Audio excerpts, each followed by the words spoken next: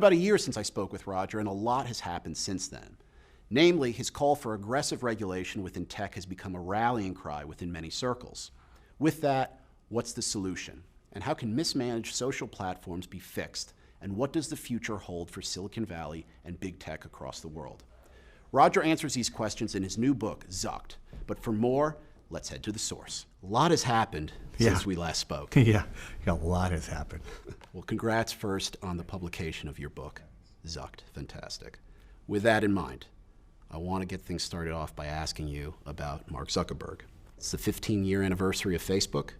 He recently came out in a post and said that he's going to commit $3.7 billion to safety and security. Do you view that as a win, given the fact that your message is that Facebook and the dark side of the internet represents a clear and present danger to democracy? Or do you view that message from Mark as window dressing a crisis? Well, so I would like to believe that it's going to be really effective. I think the challenge of this is that, and this is the issue that we've discovered as we dig deeper and deeper, is that the problems at Facebook, Google, Instagram, YouTube really go to the business model. And that it's, from where I sit, not possible to eliminate either the problems to the mental health of the people who use it, the issues for democracy, the issues for privacy, or the issues for competition without altering the business model. And that's not something you do by applying money to the outside. That's something you do by re-engineering the inside. And Mark's uniquely positioned to do that, should he choose to do so. I found his 15th anniversary note to be mostly more of the same as opposed to a big breakthrough. And I wasn't expecting different at this point. You know, I first reached out to him in October of 2016, and at the time, I think they were surprised by what I was pointing out, the connections I was making. By October of 2017, it was indisputable. There was a lot of evidence that the issues I was talking about were real, that it was possible to use Facebook to interfere in an election. And then we discovered, about the time you and I talked a year ago, that it was possible that Facebook had caused a really serious set of issues around personal privacy, and that their internal policies for handling data, for gathering data, were so unusual and so extreme that they really warranted intervention. And of course, we've also discovered that, as we're learning with Snap and its Snapchat product today, that Google's also brutal on anyone who comes anywhere near a business that operates. And Facebook's really brutal, excuse me. Google is as well.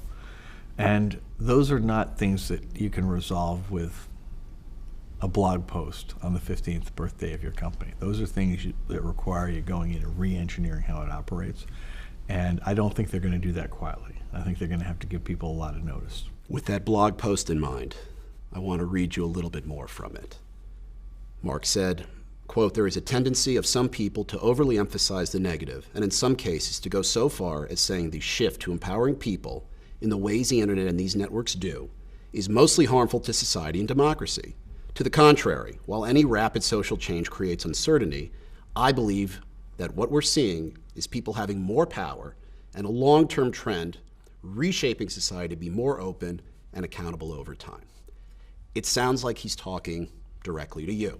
Well, I hope he is, okay? But the sad truth is that just last week, Apple had to evict both Facebook and Google from the App Store for 24 hours, revoke all their privileges, because they'd been trying to circumvent Apple's rules related to privacy with what they called a research app that spied on absolutely everything the user did. Now, they paid them a little bit of money, but a meaningful percentage of the people doing it were minors who clearly were not in a position to consent. And it's really clear from Apple's determination of the product that none of the users who were signing up for this had any idea what the implications of doing it would be. The prior week, Facebook found itself in litigation with families where Facebook's policies relative to in-app purchases on games resulted in kids running up bills in thousands of dollars. And Facebook not only encouraged this, it was unwilling to give money back when it was discovered that this was done without the parent or child really understanding what was going on.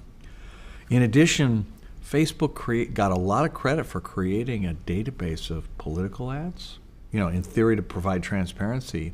And yet one of the lead researchers working on that database, ProPublica, lost its privileges to look at the database last week, which makes you wonder about whether this is transparent or not. And there's, that's just in the last week. So I look at this, and my concern is that Facebook has an enormous amount of economic power, but it also has massive political power.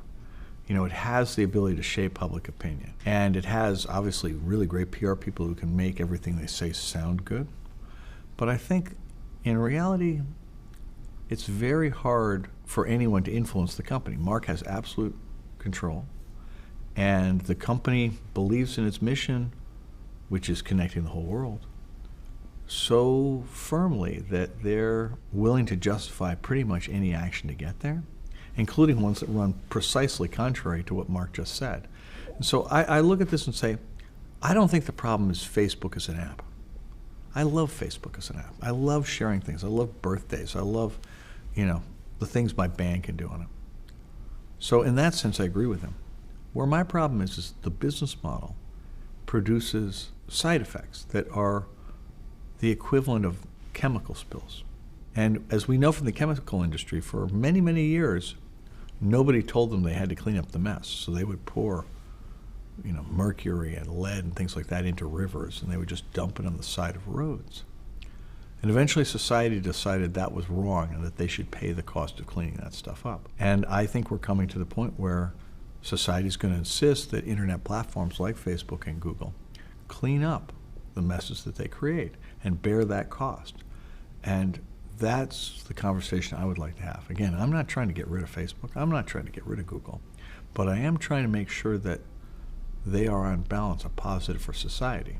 And that matters because new technology is coming now in the form of voice-powered smart devices, with Alexa or Google Home, and artificial intelligence, which are going to extend surveillance in the case of the smart devices and control our lives in the case of the AI in ways we've never seen before, and for which we're not prepared, and where there hasn't been any discussion about what the standards ought to be for those products. And I just think that those are conversations that need to happen, and Mark is currently not participating. When we talk about some of the side effects of Facebook and the chemical spill, if you will, as you put it, if Facebook was built in a way that it couldn't be as easily infiltrated by bad actors or even foreign governments, with an eye on the political landscape, would Donald Trump be president today?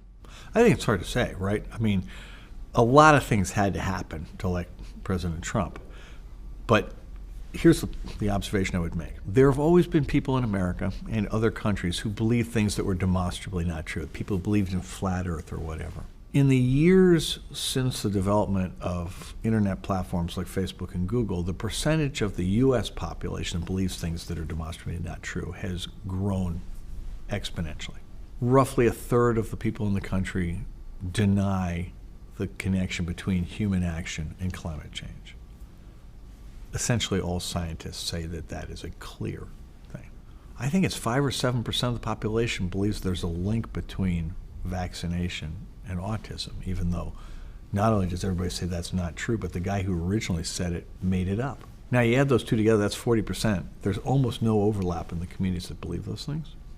So if 40% of the American public believes things are demonstrably not true, and if products like Facebook and Google contributed to that happening, then we have to recognize that we have a big percentage of our population that's susceptible to manipulation.